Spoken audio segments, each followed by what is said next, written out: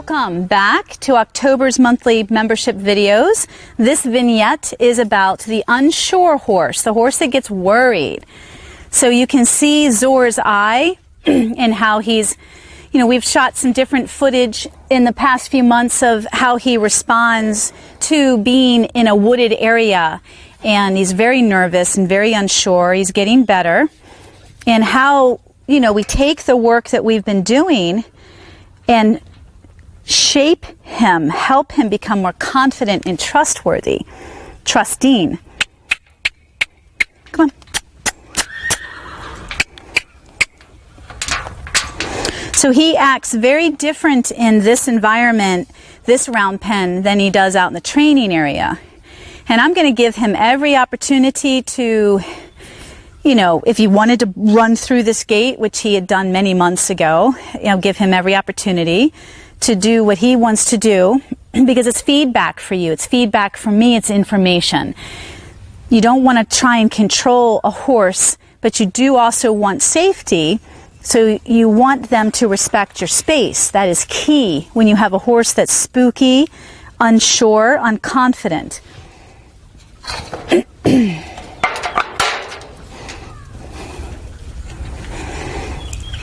Oh, in all of my work, there is common threads, common themes. And this vignette is going to be very similar to the one we just filmed earlier this morning on the buddy sour or barn sour horse. How do you help those horses that are buddy sour, barn sour join up with you, participate in the work, stay connected, choose you over their buddies or the barn?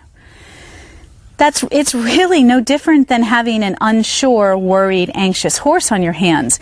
Because I know in my experience with buddy sour, barn sour horses, they act very fearful, very unpredictable, very dangerous, very worried. They're very stressed out. And they act like brats too. Unlike the more unconfident horse, they do act like a brat. And they do throw tantrums, and they do threaten you, some of them. They do know how to push your buttons so that you back off. So that, that's a little definitely different than dealing with a truly unconfident, unsure horse. He's not going to act like a brat. He's not going to try to threaten me so I back down and leave him alone. But I've had barn sour, buddy sour horses, man, they are full of themselves, and they'll be damned if you can lead them anywhere. They get stubborn, they get obstinate, they challenge you. You can see it in their eye, the way they look at you and purposely try to run you down. I mean, I've witnessed it all, and I don't have a horse like that in my rescue or at my training facility, so I can't show you exactly how I would handle it. But it's all still the same theme. We want to come into the workspace, whether it's at Liberty or online or riding, and we want to have our horse join up with us in mind, body, and soul. So here we go. The first level of join up in the online course and through my method is the mind. You must get the mind in order to get the body, for the body, the feet to follow. You must have engagement. And how does it show up? When he's focused on you, when he's paying attention, when he's connected. Once you have the mind, the body will follow. And then you can start structuring and setting up for the heart, the soul, to feel at ease and to feel open and trusting with you. So this is pretty nice right now. He's pretty relaxed, but he's ears and eyes. There's a lot of commotion on the ranch here. We've got tree cutters. We've got somebody working on my trailer. So there's a lot going on, the dogs, lots of noise. All right, so I'm going to move him out purposely to see how he handles the movement. So again, like I mentioned in the previous vignette with the buddy sour horse, I'm all about emotional agility. So that means, can I ask Zor to move out and with some movement, not at a walk right now, but at a trot, and can he manage that movement? Meaning, is he thoughtful and is he rhythmic? Because a lot of times you'll move a horse out and it's very inconsistent, the movement. They speed up, they slow down, they change direction, they're all over the place. So that would definitely tell me he's escalating if he starts that. But if he can move out with rhythm, then I know he's relaxed. He's pretty relaxed. But is he going to keep his eye on me at the same time? Everything's about focus. 1, 2, 3. Let's go. Good. So he's cut his corner, and he's speeding up. So we see some inconsistency. So I'm going to add a little bit more pressure. And it's not to get him to canter. I just want to I want to help him find some more rhythm. And I want to help him work with this area that he's not sure of. I'm going to change direction, so I'm going to back away. He couldn't give me his eye, could he? I'm going to back away, see if I can pull that eye in. Good boy. Good. And send him out this way. Yep. Let's go. Let's go. And I want to push him a little bit into that section. Now I'm going to change direction again. And I want to pull in his right eye. Good boy. Give him a few seconds to just stand there before I send him out again. And I'm sending him out with energy. I want responsiveness from him. I want to help him find rhythm, because if he can be rhythmic, which he's not, he's very inconsistent with his tempo. He's speeding up, slowing down, dropping his shoulder, avoiding the corner here. So I'm going to keep doing this and keep changing direction, because I want to get his focus. Good boy. But I also want to work with his adrenaline. I want to work with his adrenaline. I want to help teach him how to work through his panic right now and his worry and his stress. And the easiest way of doing that is not to focus on the environment. Focus on his adrenaline. Adrenaline controls emotional agility, or the lack of. The more you can work with his adrenaline and get him to feel safe, comfortable, relaxed, the more you can work with bigger movement, his adrenaline, and get him again to feel safe, comfortable, relaxed, and it shows up in rhythm, the more he's going to develop emotional agility, confidence, the ability to control his thinking, his emotions, and his movement. Again, keep asking for change of direction. If he's got to go, put some pressure on him. I trust him. I know he's not going to come in here and try to jump the round pen or go crazy and spiral out of control.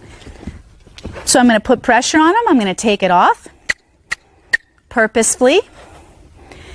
Back up. Ask him to come down, relax.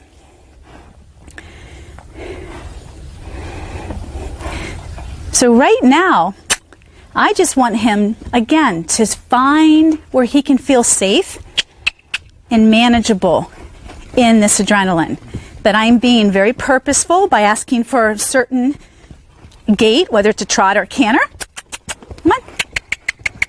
I can do that with him because he's not going to escalate and prove a danger to himself or me. So remember, if he can't give me his eye, one, he doesn't trust me right now, or he doesn't respect me.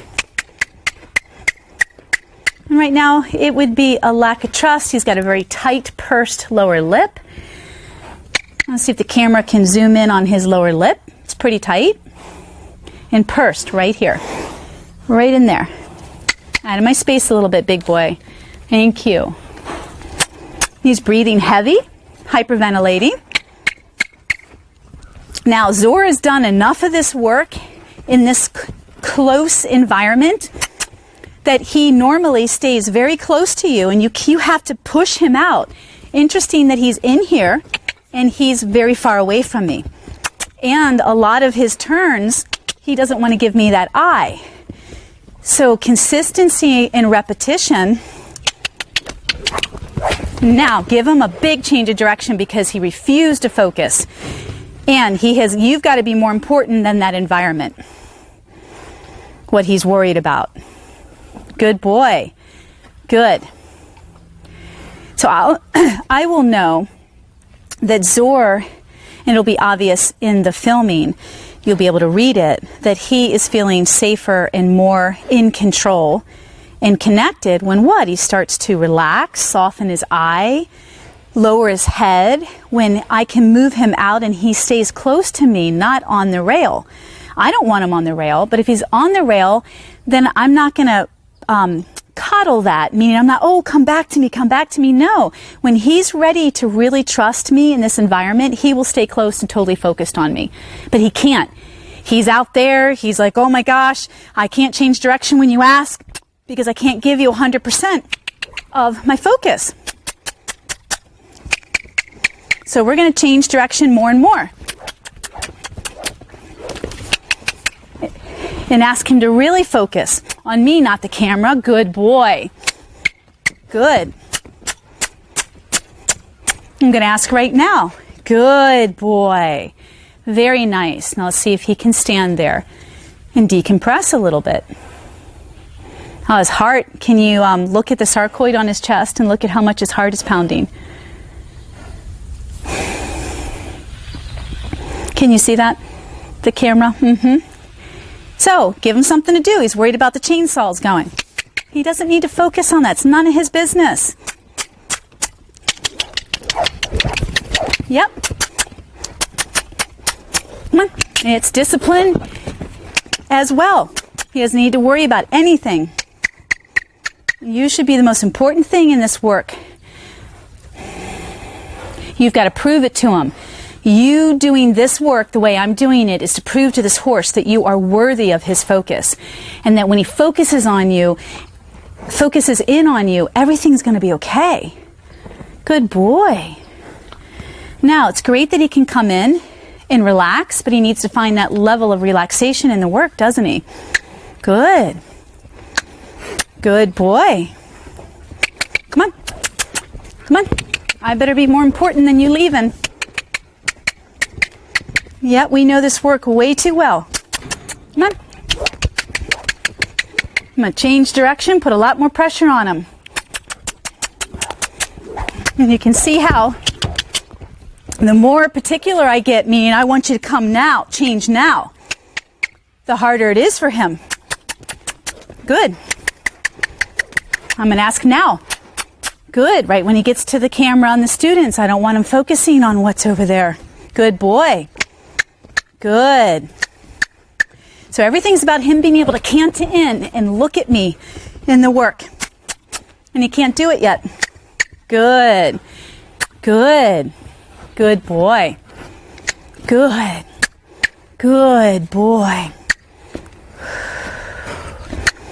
Good. Just keep him there. Keep him there. Good. Good. Good. Talk to your horse. Give him that praise. Let him feel you when he's out there. Good boy. Good. Good. Good. Good boy. So just keep him at a trot until he can, well, put a little pressure on him. Wake up. Till he can find rhythm in relaxation. And if he is going to not try, I'm going to put pressure on him. So I'm putting pressure on him specifically because he's not trying. Good boy. Good. Good. Good boy, Zor. Good. Good.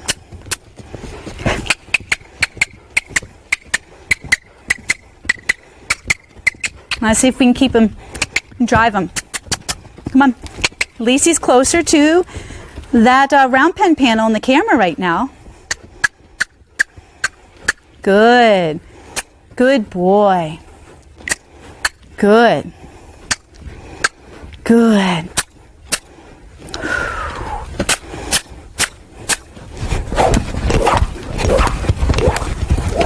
I'm going to wake him up. I'm not pounding his butt to punish him. I'm pounding his butt to wake him up. Let him work through that. He needs to stay tuned in to me.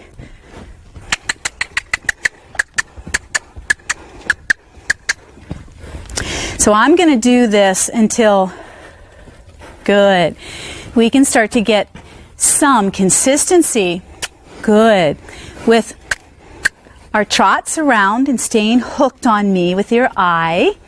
Good. Good boy. Good boy. and change of direction. So when he refuses, he's got 3 seconds to figure it out because he knows this work. He's not new to it. So when he refuses to hook on, good boy. In 3 seconds, I put a lot of pressure on him to wake him up and to help him work through getting stuck there. Good. Good. Good boy. Going to change direction again. Much better. So as soon as he starts to face the camera and one of our apprentices down on the ground here, he's like, oh my God, there's too many things I have to focus on. The noise, I'm too unsure. He loses his focus as soon as he starts to come here. So I'm asking him intentionally and energetically, quietly, to zoom in on me and come in, and he keeps running past me. So that's when I put a lot of pressure on him. It's not to correct him or criticize him or punish him right now. It's to wake him up, and don't coddle that. Meaning if you lose your horse, as long as it's not dangerous and he doesn't escalate into a dangerous frenzy, if you can work with that, keep him in that adrenaline and try to work him through that. So you might add to the adrenaline, and you might also, come on, I'm right here. Okay, you can't try? Add to the adrenaline, push him out again. Okay, I'm right here. Come into me again. You can't try? You'll keep doing that dance until he can hook on. When the eye hooks on, he starts to trust you and or respect you. And when the eye hooks on, the body always follows the eye. Always follows the eye. Good boy. So that's how I work with a more unsure horse. And then, of course, the feedback that I'm looking for is, can he come in here and not respond that way, stay hooked on to me through the work and not travel away from me and change direction with outside turns, not inside turns? Can he come in here like Smokey or Sundance or Legend? You know, my top horses, my schoolmasters. Can he come in here? Lovey is pretty consistent with it. She's not a spooky horse, my thoroughbred off the track. Can he come in here relaxed, at ease, and not hypervigilant and looking around? So we're making progress. That's none of your business. I don't care what you're worried about. Thank you. You need to pay attention to me, because I'm the one that's going to offer you what you're looking for. You got to believe in it. You guys have to work through this until you prove to your horse that you're worthy of providing that safety, that feeling of safety and comfort when he's so unsure. I don't want him paying attention to this. So for horses that are unsure, I want this relaxation right here. You know, I'm not going to provide obstacles in here and all sorts of gadgets to overstimulate him and desensitize him and bomb-proof him.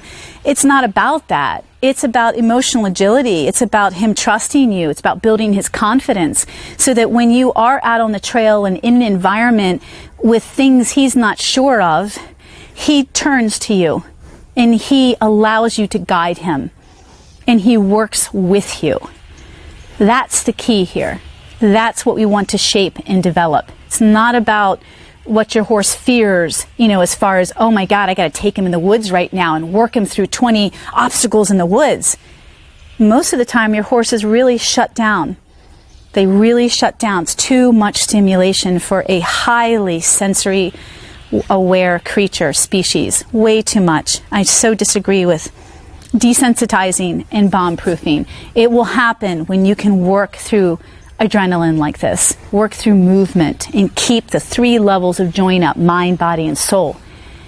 And if you want to have fun with that, because it's working out so well at the walk, trot, and canter, and all the transitions in between, then invite him to your training area where you have obstacles. And can he work through the obstacles at liberty or online or under saddle? So you take what you develop in this wonderful space, and when it's working really well, you take it outside of the space and you test it. You test it out there. So thank you. I think that's enough for this poor guy. Well, let's do 1 more minute. I'm letting him decompress right now, and I'm looking for licking and chewing, possibly yawning, and I haven't really seen a lot of that at all. So that's a good point I want to bring up. The more your horse licks and chews, the more they are open, and the more they are learning, and the more they are processing, the more they are relaxing. He has done minimal. I don't even know how many. I don't remember any, to be honest. One, thank you. One lick and chew. Not good. Not good. But you can't work him to death right now. You'll work him every day. And you'll just keep working on this getting better and better and better through the relationship that you have in the work, and by being a good leader, really clear, really consistent, very firm, having follow through, being particular without being critical. So let's ask him out one more time, see if we can. Good. At a trot, not a walk. Good. Good boy. So I'm going to abruptly get in front of him. Good. Ask for the trot again. Good. Good. Good. Come. So I keep interrupting that. Good boy.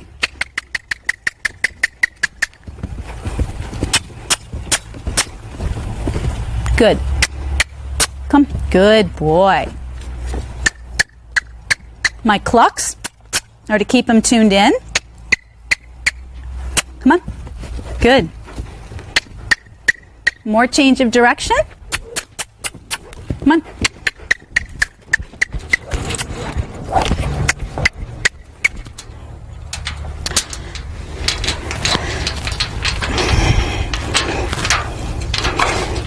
All right. So what we can do, which I often do, is I'm going to put the mounting block in here. So it interrupts his path and his need to want to get out of here, because that can be dangerous, can't it? So we are going to put this right here, and that'll interrupt him even more. Good boy. Come on, move. Good. Wake up.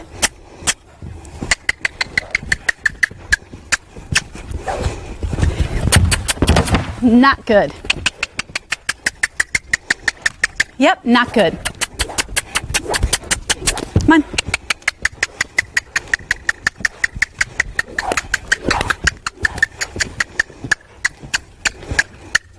I'm putting a lot of pressure on now. Let's go.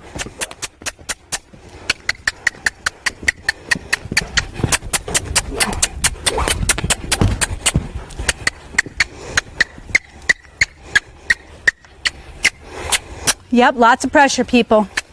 As long as it doesn't get dangerous. Come on, wake up. Wake up. Good. Come on. Come on. Good. Good. Good. Good.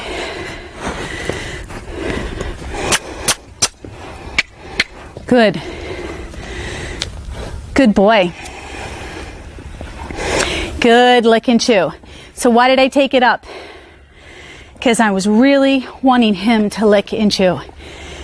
So when a horse is pushed past his comfort, appropriately pushed without being pushed over the edge, when he's pushed past his comfort and starts to identify safety and feelings of comfort in that new threshold, he'll lick and chew. And that's what I worked towards. But you can see when he is scared, and he was awful when we first got him, he would plow right through you. So he wasn't thinking of jumping out of here, but he is thinking about getting out of here. And he cracked a bottom board because he was so close. Good boy. Good. So the licking and chewing, that's a little bit of a breakthrough. That lets you know that's a breakthrough. Wow, he just found a new comfort, a new normal, a new comfort. Good boy. So let's see how the work shows up. Good. Good. So the more focused he is, more particular you can be. Good. And the more focused he is, he'll get it. He'll be on you like white on rice. Good. See, now he's pretty glued, isn't he? Lip is still tight on the bottom. Good boy. Excellent. Good boy. Another lick and chew. Yes. We're getting there. This is a masterful application. I'm showing you guys this because it's something that you can work towards. Please be careful. You don't want to push a horse to the point where they feel they've got to go through this round pen or through the gate or over it. The feel and timing is crucial, and it's not something that you gain with one experience with one horse. And that isn't just a one-day experience. I mean, it could be a year of experiences with one horse. You have to be really careful. It takes a lot of development within you. This course is what provides you the awareness, the observation skills, the feel and timing, the depth of connection, the depth of relationship and partnership that you want to achieve. Just be careful. I'd rather you go really slow and build so you can always back off before you push too far and either frighten your horse or you both get hurt. But I wanted to show you how. I mean, it's pretty deep, pretty intense work. We don't sit there and coddle. We don't coddle this. I don't sit here and try to get him to ground. If he comes into this space and can ground and find ease and comfort, fabulous. If he can't, we've got a lot of work to keep doing. A lot to keep working on. He and I are both sweating. All right, thank you so much. Enjoy. Be safe, and please feel free to write in on the course any questions or comments that you have.